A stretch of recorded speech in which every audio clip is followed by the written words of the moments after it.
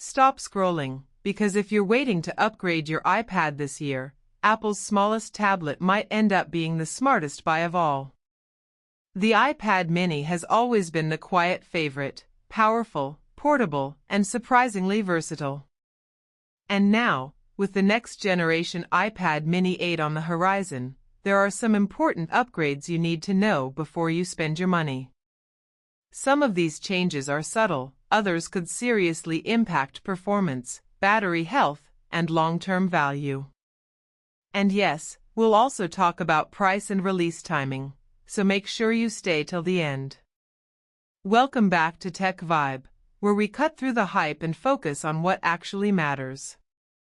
Let's start with where Apple stands right now. The current iPad mini, launched in late 2024, brought a meaningful jump with Apple Silicon-level performance in a compact form.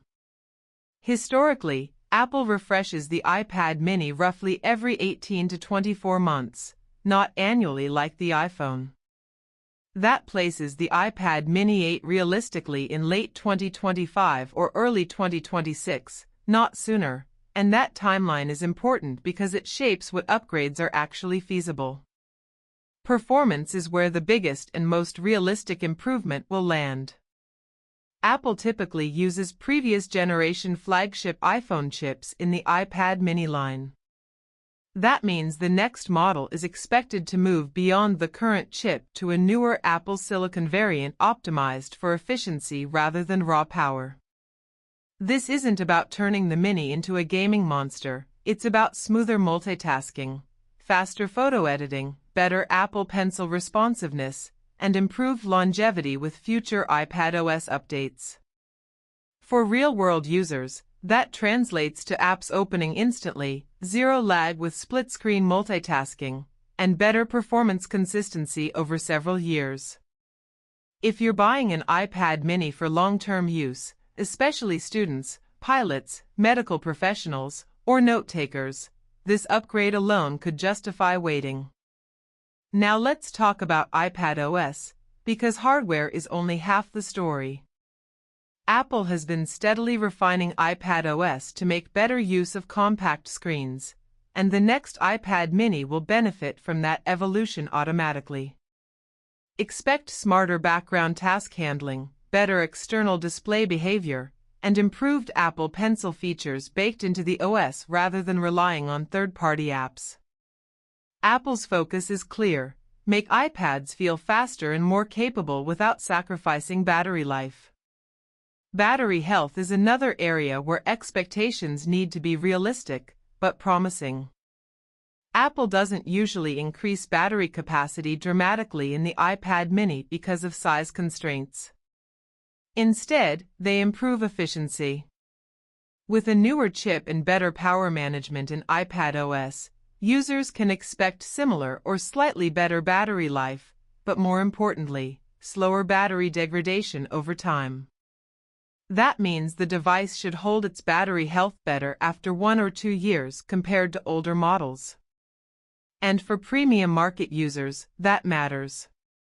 Nobody wants a $500 plus tablet that feels tired after 18 months.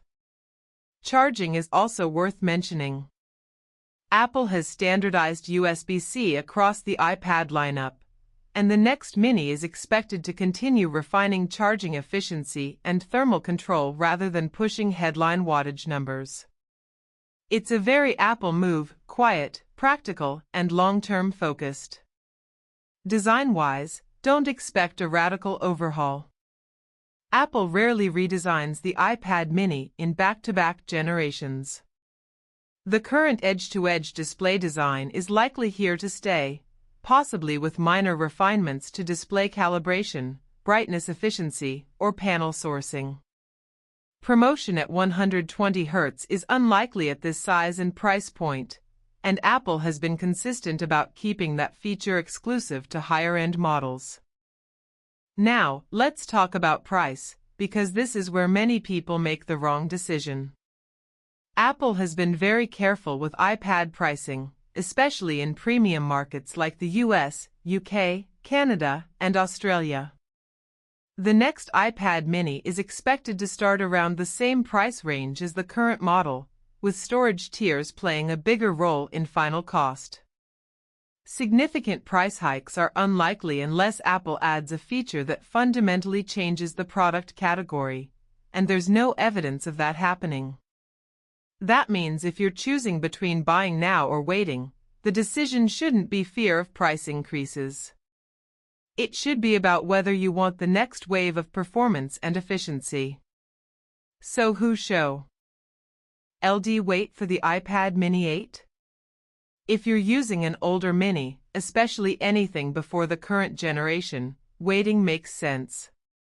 You'll benefit from better performance, longer software support, and improved battery health.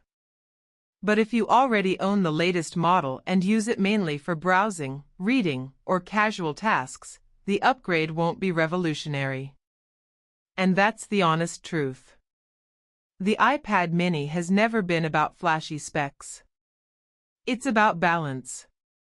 And the upcoming iPad mini 8 is shaping up to be exactly that, a refined, smarter, more efficient version of an already excellent device.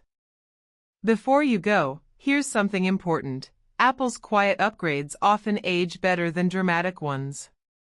The people who wait usually end up with the better long-term device. If you found this breakdown useful, hit like, it really helps the channel. Subscribe to Tech Vibe for honest tech coverage without the noise.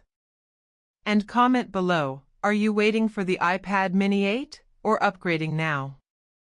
Thanks for watching Tech Vibe. Stay curious, stay informed, and I'll see you in the next one.